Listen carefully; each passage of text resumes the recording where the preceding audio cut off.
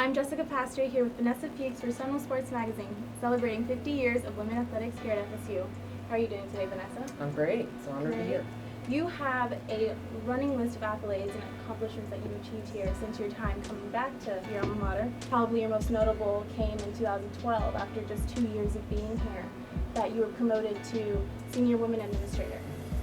And in achieving that goal, were there any obstacles or challenges that you had to face, not only as a woman in the workplace, but as a woman working in athletics, a predominantly male-run field? You know, I think we all have challenges as we're navigating our career path and seeking professional growth, whether we're male or female. And so for me, I think I had worked right out of undergrad after I graduated here from FSU at the Atlantic Coast Conference office. I worked at the NCAA national office 7 years prior to coming back in 2010.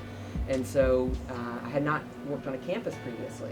And so while I was a student athlete and I had that experience to rely on, for me it was really coming back to FSU and learning not only our athletics department culture and how things operated, but also the university and making sure we're well integrated with the university.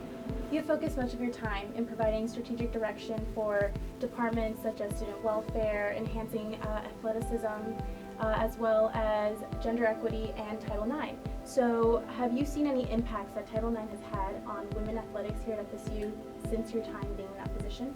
Yeah, absolutely. I think, you know, a lot of people will credit Title IX, the passage of Title IX, with benefiting women.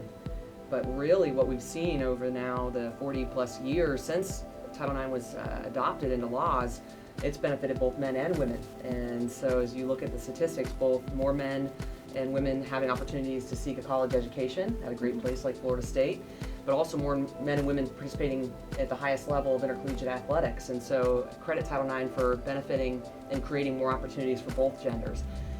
Here at Florida State, I'm really proud of the success. It's the 50th anniversary of our women's sports programs, and to watch the success that our women's sports have been able to achieve over the years has been so impressive, and it's been fun to be a part of it. But I'll say this, I truly believe our department is committed at the highest level of providing exceptional experiences for both our men and women student athletes here at Florida State, and making sure that when they leave here, they look back on their time at Florida State and have great stories to share, and can say that we were committed to making sure that they had an exceptional experience. Back to when you were a student athlete here at FSU, you were named co-captain of the women's basketball team your senior year. Would you say that was your first experience as being a leader in a leadership role, or did it always come naturally to you? What skills have you developed since then to become the leader you are today? Yeah, a great piece of advice that Coach Sue gave me as a freshman. Here I had come in, and it was typical freshman, right? I was concerned about my playing time and wanting to play more, and felt like I could do more to contribute to the team. And Sue sat me down and said, "V, you're so much more than a basketball player.